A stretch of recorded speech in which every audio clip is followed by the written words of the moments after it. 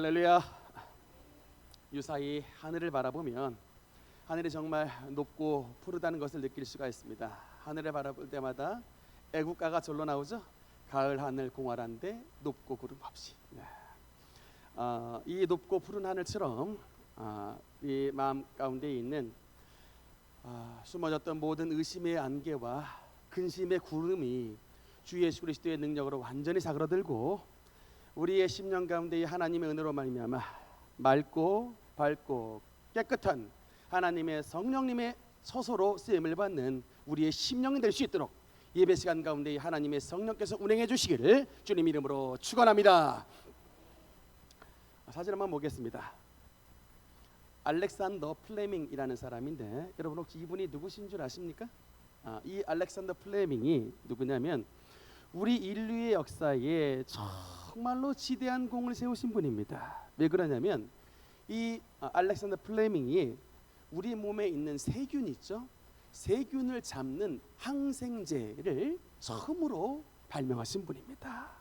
요새도 여러분 가끔 돌아가시는 분 가운데에 폐혈증으로 돌아가시는 분인데 몸의 염증 수치가 어떤 기준을 넘어서 버릴 때에 폐혈증으로 와서 돌아가시는 분들이 종종 있는데 그게 바로 세균이 몸에 증식해서 돌아가시는 병이 폐혈증인데 그 몸의 세균을 잡을 수 있도록 약을 처음 개발하신 분이 바로 저 알렉산더 플레밍입니다. 그런데 이 항생 물질을 발견을 한 그 과정이 참 재밌습니다. 이분이 하루는 실험실에서 그 균을 가지고 이제 실험을 하는데 포도상규균이라고 하는 이제 균을 가지고 실험을 하다가 하루는 이제 휴가를 다녀왔습니다. 휴가를 다녀와가지고 며칠 지나고 있다가 연구실에 들어와 봤더니 연구실에 그 포도상규균 그 플라스크가 안에 있는데 그 플라스크 안에 푸른 곰팡이가 껴 있는 거예요. 여러분 같으면 푸른 곰팡이가 껴 있으면 어떻게 하겠습니까? 뭐야? 이러면서 집어 던져버리겠죠. 근데 이분은 딱 관찰을 거기를 한 번 더 관찰을 했는데 놀랍게도 이 곰팡이가 핀 주변을 봤더니 이 포도상규균 세균들이 다 죽어 있는 거예요. 그래서 이게 뭐냐? 이거 혹시 푸른 곰팡이 속에 세균을 잡는 물질이 있는 게 아닐까라고 생각을 해서 실험을 해봤더니 진짜 그 속에서 그 물질이 나왔는데 그게 그 유명한 페니실린이라는 것입니다. 이 명명하여 페니실린이 이제 이분이 이름을 붙여가지고 처음으로 이제 항생 물질이 발견이 된 순간이었는데 이게 이제 곰팡이다 보니까 나중에 이게 대량 생산 자체가 안 되기 때문에 나중에 몇 명의 과학자들이 동원해가지고 이제 항생 물질을 이제 대량으로 생산하게 돼서 아마도 1945년도에 이 플레밍과 몇 명의 과학자들이 노벨상 생리의학상을 수상을 했던 것으로 기록이 나와 있습니다. 그래서 이 엄청난 발견으로 인해서 특히 여러분 그 당시가 2차 세계대전이 벌어졌던 때였죠. 수많은 병사들이 총알에 맞아서 수류탄에 맞아가지고 엄청난 상처를 받고 왔는데 상처의 문제는 뭐냐면 세균 증식이에요. 그런데 만약에 이때의 플레밍이 이게 항생제를 가지고 있지 않았더라면 다 죽습니다. 근데 그래서 이 플레밍이 수천만의 목숨을 구해준 은인이라고 하는 별칭이 붙어져 있어요. 그 정도로 참 인류 역사에 굉장히 위대한 일을 했던 획을 걷던 이런 인물인데 이제 항생 물질을 발견한 게 우연한 사건을 통해서 참 개발이 됐었다.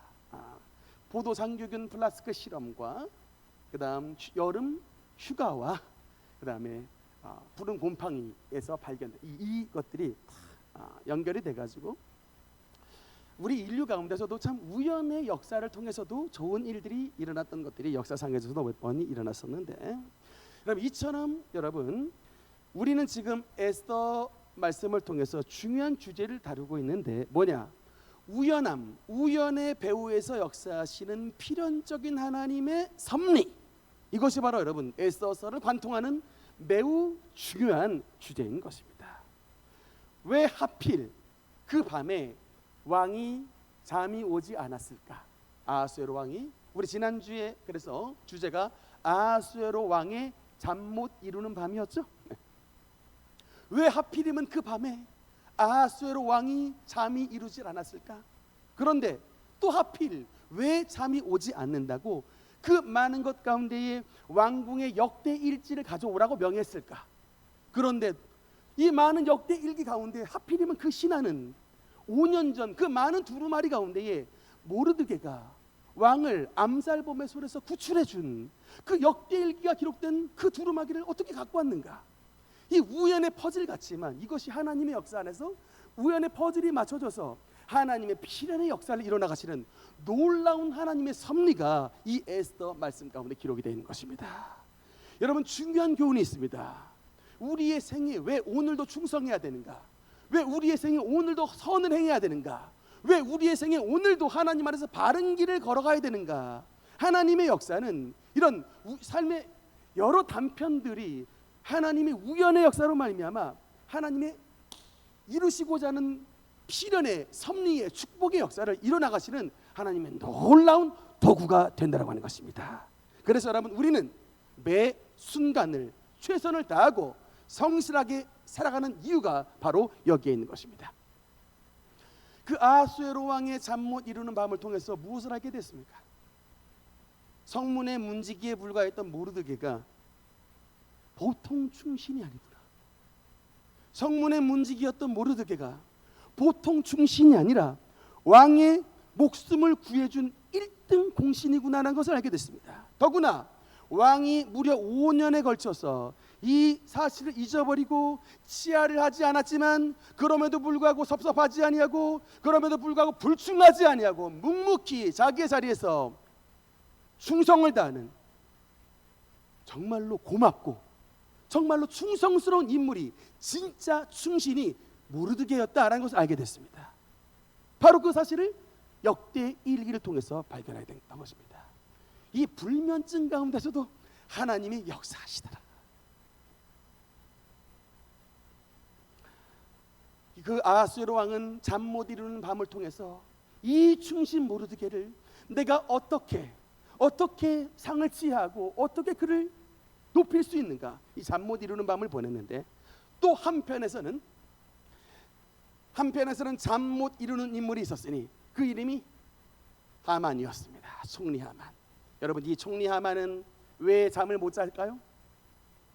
바로 전날에, 바로 이 사건 바로 전날에 하만을 발견을 했는데, 다른 모든 사람들은 하만 앞에서 엎드려 절을 했는데 딱 이 모르드게만 자기 앞에서 절을 하지 않고 있는 모르드게의 모습을 발견했습니다. 무릎 안 꿇었다고, 인사 안 했다고 밤에 잠을 이루지 못했습니다. 분노를 했습니다. 내가 저놈 모르드게가 살아있는 한 내 삶에 평안은 없다 라고 집에서 가서 얘기했더니, 여러분, 그 말을 들었던 세레스라고 하는 하만의 부인, 부창부수라는 말이 있는데, 하만의 부인이 뭐라고 말을 한 줄 아십니까? 총리시여, 하만이시여, 지금 당신이 왕에게 총애를 입고 있으니 바로 왕에게 주청을 드려서 저 악한 모르드게를 장대에 달게 주청을 드리시옵소서 라고 그 말을 했는데, 하만이 그 말을 따랐다 안 따랐다? 그 말을 따랐습니다. 그래서 자신의 집에 장대를 사형틀 장대를 만드니라고 밤새 뚱딱뚱딱 거리니라고, 여러분, 불면의 밤을 보낸 거야. 밤새 뚱딱뚱딱. 똑같은 불면의 밤인데 아하수에로에게는 하나님의 성령께서 역사하시니까 그 모르드게를 발견하게 되고 모르드게를 상주게 되고 모르드게를 사랑하게 되는 하나님의 성령의 역사가 있었는데, 반대로 마귀가 하만에게 역사하니 밤새도록 모르드게가 미워지고 밤새도록 모르드게를 저주하며 너는 이 장대에 매달아 조만간 죽게 될 것이다 라고 분노와 칼을 갈고 있었던 불면의 역사 속에 하나님께서 한편으로 역사하시고 마귀는 또 한편으로 역사했던 것입니다. 여러분의 머릿속에는 무엇이 있습니까? 여러분의 머릿속과 마음속에 사랑의 마음이 있는가? 누군가를 미워하며 분노하며 이를 갈면서 아침에 태양을 맞이하고 있는 자가 없는가? 영적 상태가, 여러분, 하나님의 성령님의 역사인가 마귀 역사인가를 분명히 말씀하시고 있는 것입니다. 이제 드디어 오늘 에스더 7장의 말씀에 하만의 심판의 사건, 하나님께서 하만을 심판하시는 하나님의 심판의 때가 이르렀습니다. 천하의 승승장구했던 왕의 총애를 입어 이방인 아말렉 아각 출신, 아각의 후손이었지만 그럼에도 불구하고 전체 페르시아 제국의 2인자 자리로 올라섰던 승승장구했던 하만, 왕의 사랑을 입었던 하만, 그 위세가 하늘을 찔러서 유대인을 몰살시킬 정도의 어마어마한 권력을 가지고 있었던 하만, 왕의 금고에 1만 달란트를 집어넣을 수 있었던 어마어마하게 부를 축제하고 있었던 이런 하만이 오늘 드디어 에스더 7장에서 몰락을 하게 됩니다. 오늘 에스더 7장의 주제는 그래서 하만의 몰락입니다. 어떻게 그 위세에 등등했던 하만이 하나님의 심판을 받아 몰락을 하게 되는 이 길을 걷게 되었는가? 오늘은 이 부분에 대해서 함께 먼저 살펴보겠습니다. 먼저 7장 1절 말씀 같이 읽겠습니다. 시작. 왕이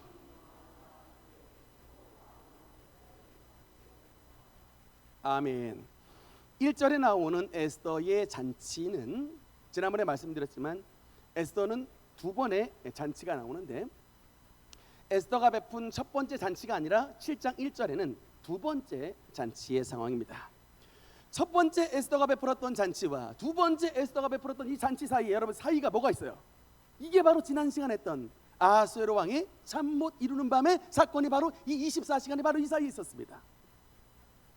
이 사이에 잠 못 이루는 밤에 아하수에로 왕이 왕궁의 역대 일기를 읽음으로 누가 진짜 충신인지를 알게 됐습니다. 유다인이었던 모르드게가 암살자의 목숨에서, 암살자의 칼에서 왕의 목숨을 건져준 은인과 같은 사람이었다는 사실을 알게 됐고, 여러분 특히 이 사이에 어떤 일이 또 발견이 됐냐면 충신인 줄 알았던 하만의 속내를 알게 됩니다. 6장 8절 말씀에 6절 말씀에 보니까 여러분 이제 왕이 하만에게 질문을 합니다. 하만이 들어오거늘 왕이 묻되 왕이 존귀하게 하기를 원하는 사람에게 어떻게 하여야 하겠느냐? 하만이 심중에 이르되 왕이 존귀하게 하기를 원하는 자는 나 외에 누구리요 하고, 그 다음에 그 뒤에 말씀을 보니까 이제 하만이 대답합니다.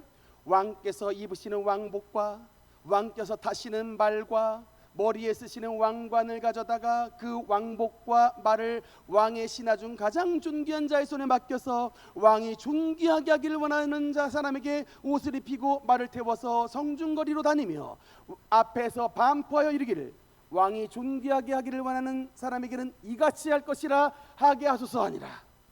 여러분 이게 뭘까요? 이 하만의 이 긴 말 가운데 왕이라는 단어가 몇 번 나옵니까? 신화 주제에 왕이라는 단어를 7번 말해요. 7번. 왕복과 왕께서 타시는 말과 왕의 신하 중 가장 존귀한 자예요.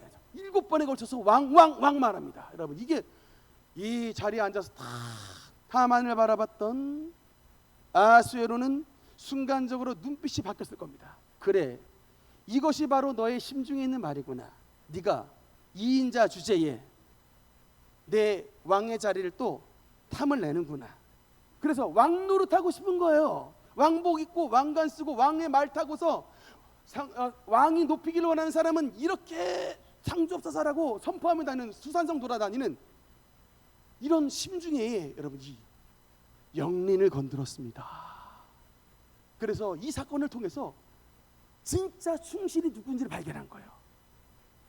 하만이 죽이고자 했던 모르드게가 진짜 충신이었고 그 죽이고자 했던 하만의 마음속에 엄청난 단계가 숨어 있다는 것을 왕이 발견해서 바로 그러니까 여러분 신임을 했다면 내가 모르드게를 상 주기를 원하는데 어떻게 상 줘야 되겠느냐고 직접 물어봤겠죠.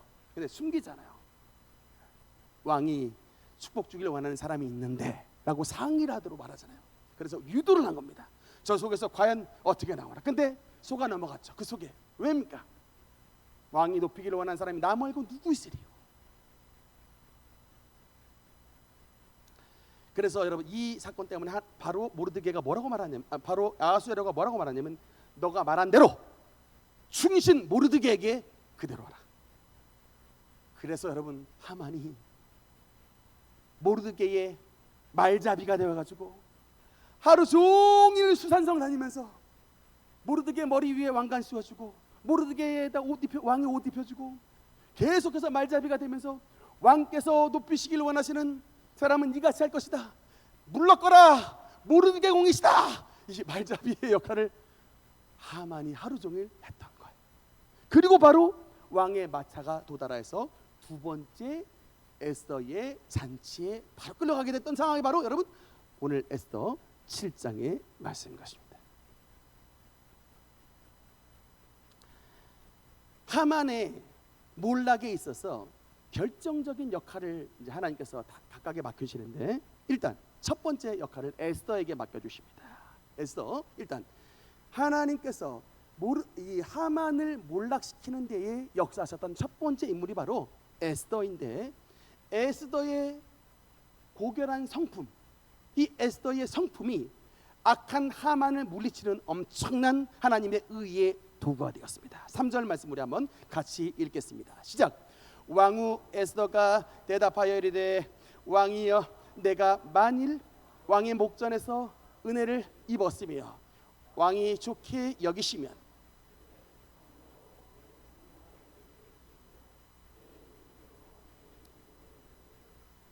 아멘. 여러분, 저는 이 에스더 3장의 말씀을 에스더 7장 3절의 말씀을 읽으면서 왕 앞에, 높은 사람 앞에 나아가는 에스더의 지혜와 겸손한 성품을 발견합니다. 여러분, 높은 사람에게 나아갈 때는 우리가 그 높은 사람을 대할 수 있는 마음이 겸손의 마음으로 나가야 돼요. 아무리 여러분 지금 아하스로 왕이 왕후여 소청이 무엇이냐, 나라의 절반이라도 너에게 떼어주겠노라 하지만 이것 믿고 여러분 교만하게 나갔다가는 어느 날 마음이 어떻게 바뀔지를 몰라요. 그런데 저 이 3절 말씀에 보니까 어떻게 말합니까 여러분? 왕이여, 내가 만일 왕의 목전에서 은혜를 입었으며 왕이 좋게 여기시면 이라고 말합니다. 뭘까요? 왕후의 마음이 참 우리 하나님께서 기뻐하시는 겸손과 이 낮아짐의 마음으로 살았다고 하는 것입니다. 요사이 여러분, 우리 참 뉴스를 볼 때에 마음이 심란합니다. 여러분 혹시 뭐 우리 성도님 가운데에 막 감옥 잡혀 들어가는 거 보고 막 마음이 편하신 분 있습니까? 그러지 않을 거예요. 저도 참 이런 시국 자체가 굉장히 마음이 편치 않고 마음이 어려운데, 왜 도대체 우리 대한민국 안에서는 이런 일들이 일어날까? 왜 여러분 높은 사람이 되면 이토록 많은 뇌물죄와 이 직권남용의 죄로 말미암아 왜 이렇게 많이 끌려가는 일들이 왜 도대체 이 나라 안에서는 그렇게 벌어질까? 분명히 전직 대통령들이 이런 일을 해가지고 무수히 감옥에 갔는데 그럼에도 불구하고 새로 뽑힌 사람은 왜 또 이런 일을 저질까? 여러분 뭘까요? 그 이유가 뭘까요? 저는 정말 그 마음속에 이거 같아요. 내가 제일 높은 사람이다라고 인식이 있는 것 같습니다. 내가 제일 높아. 그래서 나는 법 위에 있어. 나는 해도 돼. 라고 하는 그런 인식들이 있는 것 같습니다.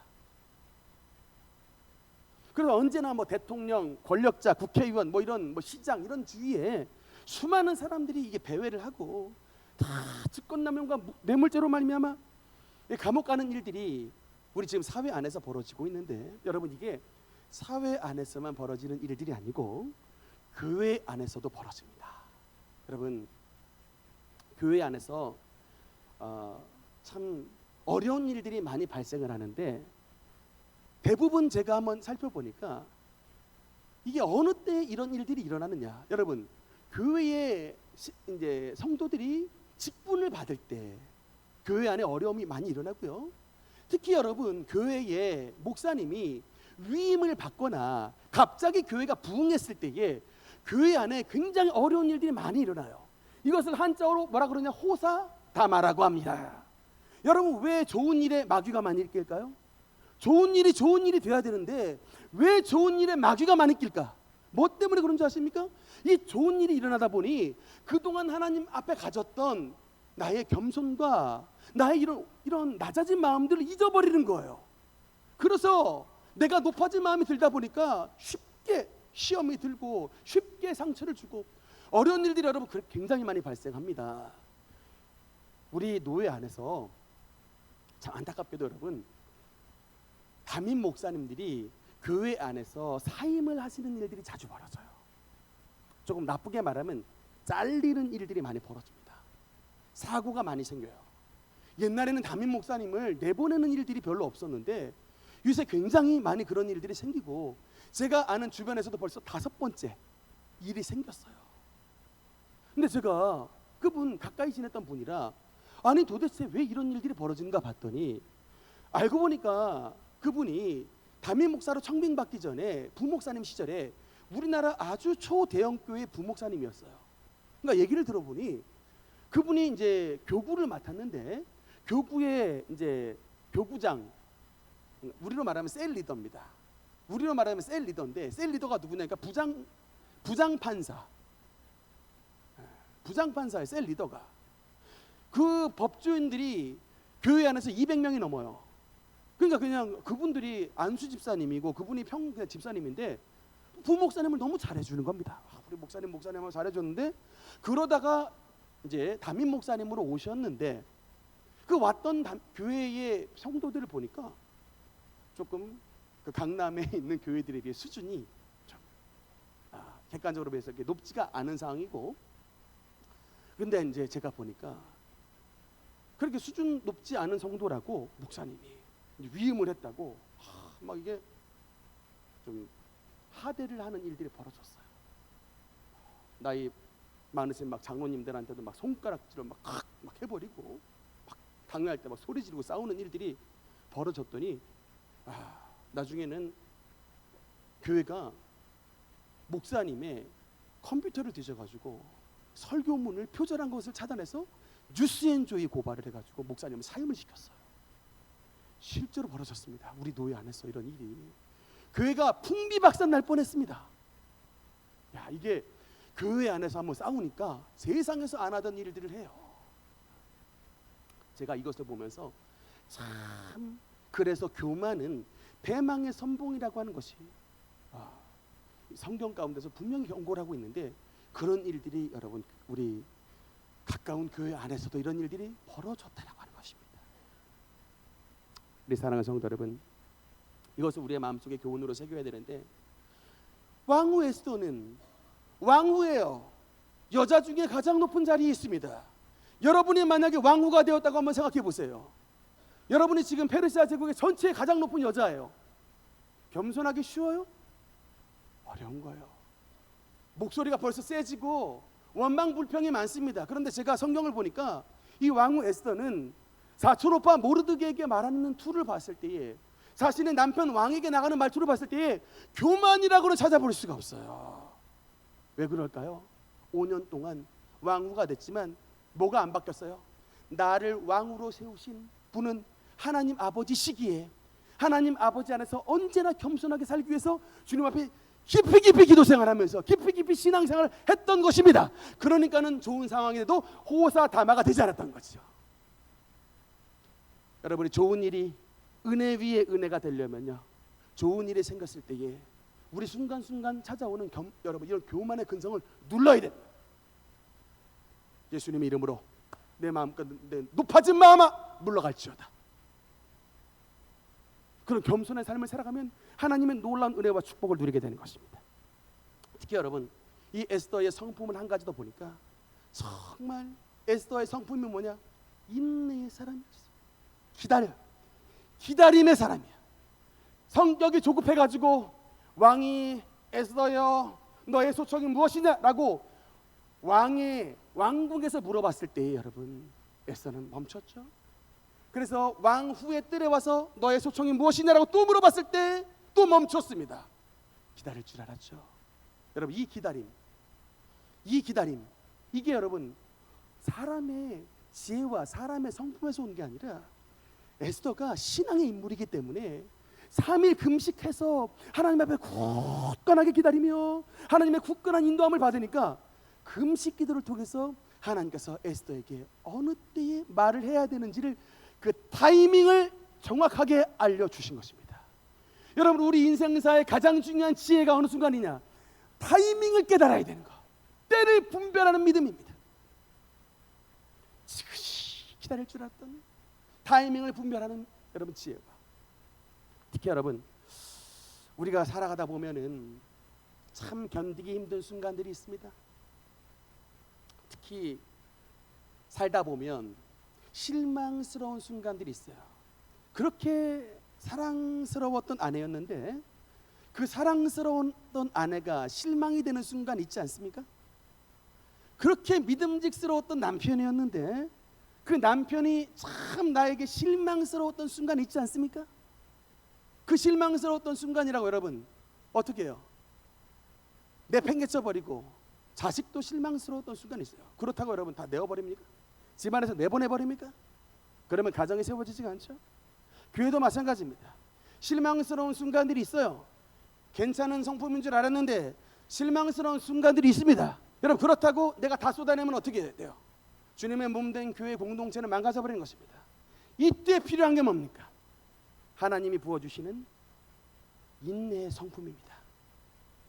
이때 기다리게 하시고 잠잠케 하시고 묵묵하게 하셔서 이런 어려움을 지나갈 수 있는 여러분 힘을 하나님께서 기도하는 우리 성도님들에게 부어주시는 것입니다.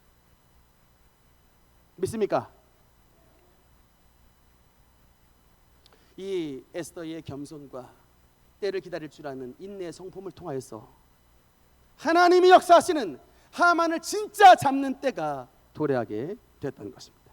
그 다음 두 번째는 바로 아하수에로 왕에게 하나님께서 역사하신 것인데 네, 다음 4절 말씀해 보니까 5절 말씀 한번 5절 6절 한번 같이 읽겠습니다. 시작. 아하수에로 왕이 왕후 에스더에게 말하여 이르되 감히 이런 일을 심중에 품은 자가 누구며 그가 어디 있느냐 하니 에스더가 이르되 대적과 원수는 이 악한 하만이니이다 하니 하만이 왕과 왕후 앞에서 두려워 떨거늘.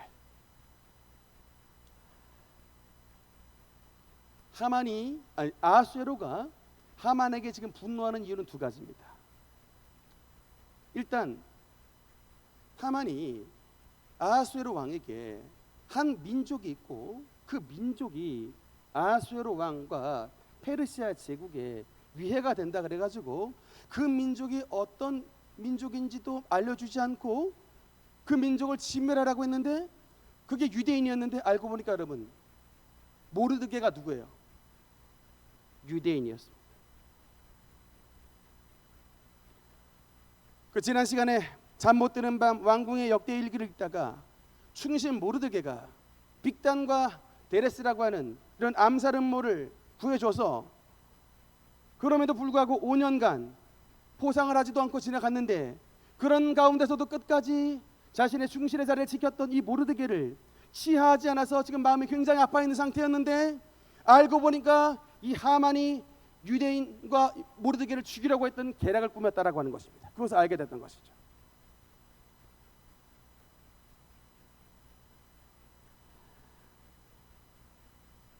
특히 여러분 오늘 8절의 말씀에 보면 7장 8절 말씀에 보면 7장 8절입니다. 8절 한번 같이 읽겠습니다. 시작. 왕이 후원으로부터 잔치 자리에 돌아오니 하만이 에스더가 앉은 걸상 위에 엎드렸거늘 왕이 이르되 저가 궁중 내 앞에서 왕후를 강간까지 하고자 하는가 하니 이 말이 왕의 입에서 나오매 무리가 하만의 얼굴을 싸더라. 하만이 지금 너무나도 다급하여서 왕후 에스더에게 엎드렸습니다. 살려달라고 엎드렸는데 그 모습을 봤던 여러분 아하수에로가 이 왕후에게 지금 엎드려 있는 하만을 어떤 명령을 내죠? 감히 이자가 모든 사람들이 보는 앞에서 왕후를 강간까지 하고자 하는가라고 선포했는데 참 제가 여러분 이 말씀을 보면서 하나님께서 악인을 다루시는 방법을 깨달았습니다. 왜냐? 여러분 하만이 누구예요? 거짓말하는 자입니다. 하만은 왜 거짓말하는 자냐? 유대인들을 몰살시켰을 때에 왕의 법률을 어기고 왕에게 손해를 끼치는 민족이라 해서 이 유대인들을 이 전체를 몰살시키려고 거짓말을 했습니다. 그런데 여러분 이 거짓말을 한 하만에게 하나님이 어떤 형벌을 보하시냐면 지금 사실은 아하수에로 왕이 이 지금 현장이 하만이 에스더를 진짜로 겁탈하려고 하는 현장이 아니라는 것을 알아요. 위기에 닥쳐서 그냥 단순하게 엎드렸다는 걸 압니다만, 그럼에도 불구하고 여러분, 페르시아 왕궁에 어떤 법이 있느냐? 페르시아 왕궁에 있는 모든 여인은 다 왕의 여인입니다. 왕후부터 궁에 있는 모든 궁녀들에 이르기까지. 그래서 절대로 왕 이외에는 가까이 돼서는 안 돼요. 가까이 가는 자들은 다 여러분, 마치 말하자면 왕권을 침탈한 죄로 다 벌을 받는데, 사실은 아하수에로 왕이 겁탈하는 장면이 아닌 줄 알지만 그 페르시아의 법을 들어서 거짓말했던 하만을 하나님께서 이 악을 들어 심판을 하시는 것입니다. 특히 다음 말씀에 보면 하만의 여러분 이제 그 관계에 대해서 잠깐 보는데, 에스더 7장 9절에 보니까 여러분 우리 7장 9절 하반절 한번 같이 읽겠습니다. 시작. 하만이 높이가 50규빗 되는 나무를 준비하였는데 이제 그 나무가 하만의 집에 섰나이다. 왕이 이르되 하만을, 제가 이 말씀을 읽으면서 왜 하필이면 50규빗이나 되는 장대를 매달았을까를 봤는데, 여러분 성경에 규빗이라는 단위가 나옵니다. 규빗이 어디 길이가 정확히 어떻게 되냐면 팔꿈치에서부터 손끝까지의 길이가 바로 이게 한 규빗이에요. 그러니까 쉽게 말하면 그냥 50cm, 0.5m로 보시면 되겠습니다. 그러면 50규빗이다. 몇 미터일까요? 25m입니다. 참고로 여러분, 우리 지축능력교회 높이가 몇 미터일까요? 12m예요. 그러면 25m면 우리 교회 2배만한 장대를 매다는 겁니다. 상당히 높은 건데, 단순하게 교수형으로 만약에 하만을 죽이려고자 했다면 이렇게 높이 매달릴 리가 없는데, 이 하만이라는 인간이 얼마나 잔인한 인간이었는지. 고대 페르시아는요 여러분 어떤 형벌이 있냐? 대역 죄인을요 죽이는데 사람을 마치 꼬치구이로 하듯이 장대에 창끝을 매달아서 항문에서부터 박아서 입에까지 올라도록 길게 매달아 버리는, 그게 페르시아의 대역죄인에게 주는 형벌이었는데, 하만이 모르드게를 이 25m 장대에 매달아서 죽이려고 했다. 제가 이 말씀을 통해서 하만이 뭘 상징하는 인물인 것을 알았냐? 하만은 사탄을 상징하는 인물이에요. 잠언의 말씀에 보니까, 잠언 말씀 12장 10절 한번 읽겠습니다. 시작. 의인의 잔인의 돌보나 악인의 긍휼은 잔인이라. 의인은 자기의 가축의 생명을 돌보나 악인의 긍휼은 잔인이라. 하만이 왜 이렇게 지금 하나님의 엄청난 심판을 받고 있느냐? 바로 이거예요. 하만은 여러분 교만한 인물이었습니다. 총리 대신이었음에도 불구하고 왕의 자리를 탐하고 왕께서 높이시는 자가 이렇게 되기를 원합니다 하면서 자기의 자리를 계속해서 위로 탐냈던. 그래서 여러분 이사야서 14장 말씀에 보면, 이사야서 14장 이런 말씀이 있습니다. 내가 내 마음에 이르기를 내가 하늘에 올라 하나님의 뭇별 위에 내 자리를 높이리라. 내가 북극지폐 산 위에 앉으리라. 가장 높은 구름에 앉아 지극히 높은 이와 같아지리라. 이 마귀 속에 있었던 교만한 마음이 하만에게도 동일하게 그대로 있어서 하나님이 주신 축복에 만족하지 않고 계속해서 위로 올라가며 남들을 밟고 올라서려고 했던 이런 교만한 마음의 전형이 바로 하만이었습니다.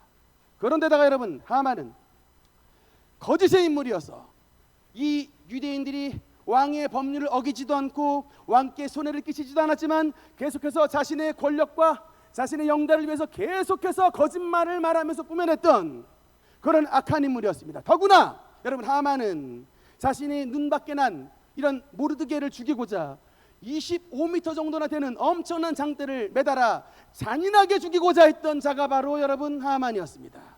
교만과 거짓과 잔인함의 특성을 가졌던 이 하만은 결국 사단의 속성을 가진 인물이었기 때문에 하나님께서 여러분 이 자를 결국 에스더 7장에서 심판하시고 하나님의 공의와 이스라엘 백성들을 건져주시는 주님의 은혜와 축복을 베풀어 주신 것입니다. 결론의 말씀입니다. 에스더와 여러분 예수 그리스도는 참 중요한 공통점이 있습니다. 에스더와 예수 그리스도의 공통점. 에스더가 누굽니까? 일단 포로 출신입니다. 포로의 출신이고, 두 번째는 그런데다 포로 출신에다가 부모님이 돌아가셨던 고아예요. 그 다음에 세 번째 뭡니까? 여자였습니다. 그러니까 3대 취약점을 다 가지고 있었던 사람입니다. 포로 출신에다가 고아에다가 여자인, 이런 연약한 사람입니다. 왕후의 자리까지 올랐지만 힘이 없습니다. 아하수에로 왕의 명이 있으면 그냥 한마디면 그냥 죽어버릴 수밖에 없는 연약한 사람입니다. 그런데 하만이 바로 이 에스더의 말에 의해서 대적과 원수는 이 악한 하만입니다 라고 말했던 이 에스더의 지혜로운 말과 에스더의 인내를 통하여 결국은 하만이 몰락을 당합니다. 여러분, 마찬가지로 예수 그리스도 역시 이 땅 가운데 오셨을 때에 연약하게 오셨습니다. 이 땅에서 베들레헴 마구간에 태어났을 정도로 주님은 가난하게 태어나셨습니다. 그리고 예수 그리스도의 출신이 어디예요? 나사렛입니다. 나사렛에서 무슨 선한 것이 나겠느냐? 한마디로 촌뜨기 출신입니다. 예수님이 스스로 말씀했죠. 여우도 굴이 있고 공중에서도 새 집이 있을 때 인자는 머리 둘 곳이 없느니라. 한마디로 말하면, 오늘날로 말하면 노숙자와 같은 신세로 살았던 분이 여러분 우리 주 예수님이에요. 가난한 집안에서 태어났고 출신도 별 볼 일 없고 그야말로 가난하게 살았던 분이 여러분 예수 그리스도시만, 그런 가난하셨고 연약하셨던 예수 그리스도를 통해 그럼 뭐가 정복이 됐어요? 이 세상의 공중권세 잡은 세상 임금인 악한 마귀가 여러분 예수 그리스도로 말미암아 정복당했던 것입니다. 특히 여러분 에스더의 이름의 뜻이 뭐예요? 에스더의 이름의 뜻은 별입니다. 근데 여러분 요한계시록 말씀해 보면, 요한계시록 22장 16절의 말씀을 같이 읽겠습니다. 시작. 나 예수는 교회들을 위하여 내 사자를 보내어 이것들을 너희에게 증언하게 하노라. 나는 다윗의 뿌리요 자손이니 곧 광명한 새벽 별이라 하시더라. 아멘. 에스더는 작은 별, 우리 예수 그리스도는 광명한 새벽별인 것입니다. 여러분, 왜 에스더와 예수 그리스도가 새벽별의 역할을 하셨을까? 이분들의 등장 이전에 깊은 암흑과 같은 시기였기 때문에 그렇습니다. 에스더가 등장하기 전까지 하만이라는 놈이 발흥하여 온 유대인들을 진멸하라고 했던 깊은 밤 암흑을 만들었던 그런 시대가 벌어졌고, 예수 그리스도의 등장하심 이전까지 악한 원수 마귀가 온 세상을 사망 권세로 쥐락펴락하면서 우상 숭배와 죄와 음란으로 세상을 지배하고 죄지었던 모든 인간들을 지옥 보냈던, 사망과 음부의 열쇠를 가졌던 이 악한 사단이 다스렸던 때가 여러분 예수 그리스도께서 오시기 이전의 사건이에요. 그런데 예수 그리스도께서 광명한 새벽별이 되어오셨다라는 것은 무엇을 뜻할까요? 이제 짙은 밤의 암흑은 끝나게 되었다. 이제 찬란한 아침빛은 비치게 되었다. 희망의 빛이 비춰지게 된 것입니다. 에스더의 여러분 이 선포로 말미암아 드디어 하만이 죽게 되고 유대인들이 진멸당했던 모든 유대인들이 생명을 얻었듯이 예수 그리스도의 귀하신 십자가의 은혜를 통하여 주님의 십자가를 믿는 모든 자마다 죄에서 자유함을 얻게 되고 질병에서 노임을 받으며 가난과 저주에서 풀려나 하나님의 축복을 받는 내 영혼이 잘됨같이 내가 범사에 잘되고 강건한 하나님의 은혜를 누리는 그 하나님의 은혜가 예수 그리스도를 통하여 이 세상 가운데 비춰지게 됐던 것입니다. 그래서 여러분 예수님은 광명한 새벽별인 것입니다.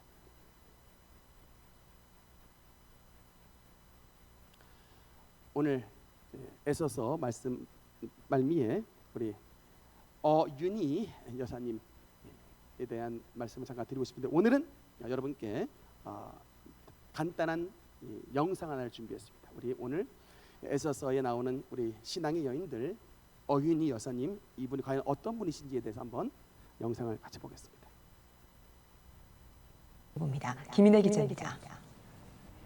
불좀 1881년 충주에서 태어난 어윤이는 일찍이 부모님과 남편을 잃고 이리저리 떠돌다 1909년 개성에 정착합니다. 민족 대표 33인 중 한 사람인 정춘수 목사의 설교를 듣고 기독교에 입문한 어윤이는 갬블 선교사에게 세례를 받고 미리음 여학교에 입학하게 됩니다. 미리음 여학교를 졸업한 후에는 호수돈 여학교에 진학하며 1915년 졸업할 때까지 주체적 여성으로서의 역량을 키워나갔습니다. 그러던 중 1919년 2월 28일 서울과 개성 지역의 연락을 책임지고 있던 민족 대표 중 한 사람인 오화영 목사가 독립선언서 100장을 개성 북부교회 강조원 목사에게 전달했습니다. 하지만 강 목사는 이를 배포하지 않고 숨겼습니다. 시간이 지나도 위험을 감수할 사람이 나타나지 않았고 이때 어윤이가 나섰습니다. 덕분에 3월 3일 어윤이와 호수돈 여학교 학생들 중심으로 만세운동이 확산됐습니다. 너무 무서워가지고 이거를 어떻게 하지를 못하고 호수돈 여학교의 직원이었던 신공량이라는 사람을 시켜서 북부교회의 석탄 창고 위에다가 그거를 그냥 독립선언서 100장을 갖다가 처박아 놨어요. 이 권혜라가 그 선언서를 끄집어다가 누굴 갖다 주냐면 어윤이를 갖다 주게 됩니다. 당시에 어윤이는 경기도 장단에서 활동을 하고 있던 신관빈이라고 하는 여성과 함께 개성 만세 시위를 모의하게 됩니다. 만세운동으로 일본 경찰에 체포된 어윤이는 1년 6개월의 선고를 받고 서대문 형무소에 수감됩니다. 투옥돼서도 유관순 등과 함께 옥중 만세투쟁을 벌이는 등 독립운동에 대한 강한 의지를 보였습니다. 1920년 추록한 어윤이는 감리교 내 여성 지도자로 성장해 교회 여성들의 민중계몽 교육을 추진하고 여성 항일운동단체인 신간회와 근우회 개성지회 등에서 활동하며 여성운동에 적극 참여했습니다. 1931년 신간회 해체 후 민족운동단체에서 물러난 어윤이는 개성과 서울에 유림보육원이란 고아원을 설립해 1961년 눈을 감을 때까지 평생을 고아들의 어머니로 헌신했습니다. 지금 서강교회 뜰학에는 바로 장로 어윤이 여사 기념비라고 하는 것들이 세워져 있으면서 후손들에게도 이 어윤이 장로는 잊지 못할 고아들의 어머니로 기록을 하고 있습니다. 1995년에 건국훈장 애족장을 받게 되었습니다. 일제강점기 민족운동과 여성운동사 중심에 서 있었던 어윤이, 그녀의 활동은 조국 독립의 밑거름이 됐습니다. CTS 뉴스 김인혜입니다. 네, 여기까지. 네, 오늘 이 말미에 나눴던 이 어윤이 여사님은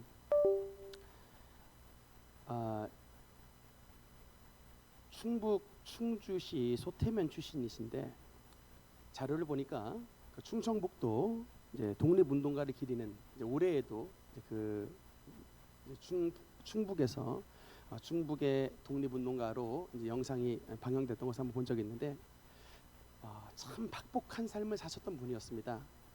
16살에 결혼을 했는데 남편이 당시에 동학농민운동 있죠. 동학난이라고 하는 그 동학난에 나갔는데 나가자마자 바로 남편이 돌아가셨습니다. 그런데 결혼한 지 얼마 만에 나갔냐? 3일 만에. 결혼한 지 사흘 만에 과부가 된 참 박복한 여인이었고, 친정 아버지는 결혼한 지 2년 만에 별세를 해서 그야말로 이제 당시 기준으로 봤을 때는 하늘이 버린 여인, 복도 운도 지질이 없는 여자, 뭐 이런 것의 전형이었는데, 그래서 20살경에는 아주 방황을 하고 지냈다가 30살에 이 어윤이에게 어떤 일이 벌어지냐면 예수 그리스도를 전하는 선교사님을 만나가지고 예수님을 믿게 됐답니다. 30살에. 그래가지고 세상에 35살에 고등학교를 갔어요. 고등학교를 35살에 간 만학도였습니다. 그런데 이제 이 무렵에 40살부터 이제 독립운동을 하려고 이제 개성 만세 운동을 벌여지게 되는데 이 무렵에 세브란스에 그 의사 중에 한 사람이고 선교사님이었던 그 스코필드, 진짜 한글 이름이 석호필이에요. 스코필드 이 의사이자 선교사님이 당시에 이제 만세 운동을 벌였던 이 서대문 형무소 감옥 안에 들어가 봤더니, 여러분 그 나중에 서대문 형무소 한번 가보세요. 유관순 열사 바로 그 옆에 있는 인물이 어윤희 열사예요. 바로 저분입니다. 저분이 이제 뭐로 유명하냐면 개성 만세 운동에 이제 주동을 하셨던, 남자들도 무서워가지고 못했던 것을 이 시대에 에스더와 같은 이랬던 분들이, 남자들도 두려워 떨어서 일제 순사 무서워서 두려워 떨어서 못했던 것을 여인들이 먼저 앞장섰어요. 참 우리나라의 에스더와 같은 인물들이었습니다. 이 어윤희 열사님.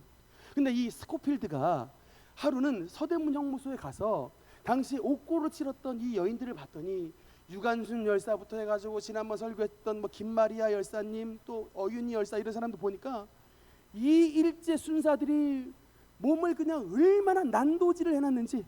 여러분 근데 이 스코필드가 유명한 게 뭐냐면, 아무리 일제에서 이게 우리를 괴롭히고 조선의 여인들을 힘들게 해도 그게 외부에 알려지지 않으면 아무 소용이 없는 거예요.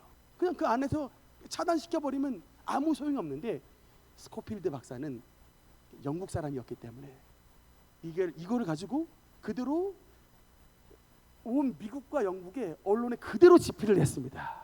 그래서 이 조선에서 여인들이 얼마나 일제에 이런 수탈을 당하고 있는지 아픔을 일일이 책으로 기록해가지고 이 스코필드의 별명이 34번째 민족 대표라는 별칭이 붙었어요. 그분이 썼던 책이 꺼지지 않는 불꽃이라는 책인데, 그 꺼지지 않는 불꽃의 많은 부분이 이 어윤희 열사의 이 일제에 당했던 고통의 현장 기록이 돼 있더라고요. 인두로 몸을 찢어버려가지고 그냥 가슴이 그냥 다 도려져 버리는 이런 일들이 그 시대에, 그거를 겪어가면서 독립운동 하셨던 분들이죠. 어윤희 열사님, 김마리아 열사, 유관순 열사, 이런 분들이 그렇게 해서 대한민국이 여러분 조국을 지켜냈던 것입니다. 어윤희 이름 처음 들어보셨죠? 처음 들어보셨죠? 저도 처음 들었어요. 이게 말 설교 준비하면서 처음 봤습니다. 그러니까 이만큼 우리가 참 모른다. 이게 우리 한국 교회에 이게 위대한 에스더와 같은 역할을 하셨던 분들이 너무나 많은데 모른다. 이게 그런 고난을 딛고 1937년 저 어윤희 여사님이 뭘 하시느냐? 보육원을 설립을 하시는데, 우리나라 최초의 보육원, 유린 보육원을 저 어윤희 열사님이 세우십니다. 그래서 별칭이 뭐냐? 고아들의 어머니예요. 고아들, 당시에 버림받은 그 고아들을 길러내는 첫 보육원을 바로 저 어윤희 열사께서 세우셔서 10대 생가부가 되고 20대 방황했고 30대 예수님을 만나 40대 독립운동하여 50대 이후의 삶을 고아들의 어머니로 살아갔던, 그야말로 꺼지지 않는 불꽃과 같은 삶을 살았던 분이 바로 저 어윤희 열사님이셨다. 그야말로 우리 조선 땅에 작은 에스더와 같은 그런 빛을 비춰주셨던, 별빛을 비춰주셨던 분들이 바로 저 어윤희 열사님을 비롯한 하나님의 믿음의 선진들이라고 하는 것입니다. 오늘 나눈 말씀을 기억하면서 여러분, 우리가 아무리 깊은 밤 한밤중 어둠의 세력을 지난다 할지라도 하나님께서는 우리의 삶에 빛을 비춰 주시는 것입니다.